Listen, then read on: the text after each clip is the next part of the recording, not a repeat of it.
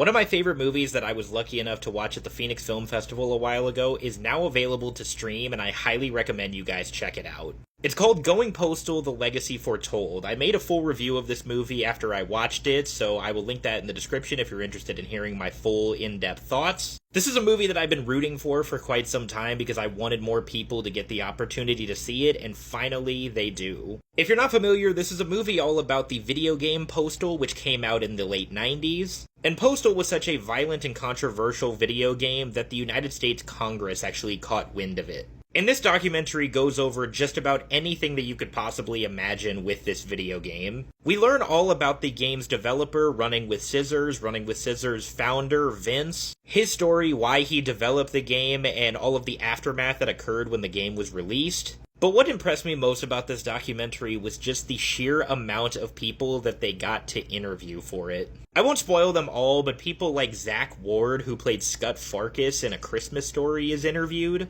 John St. John, who was the voice of Duke Nukem. And even people like Uwe Boll, who is regarded as the worst film director of all time.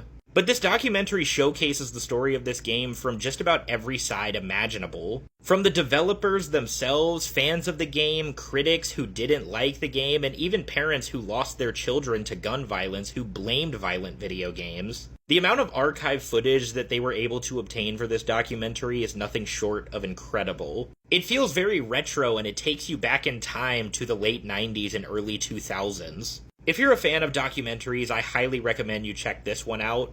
And if you consider yourself a gamer, I would also recommend this because I love video games and I had never heard about this. So if you want to learn about a seemingly lost part of video game history, go give this a watch. It's currently available to rent on Apple TV as well as Amazon Prime Video.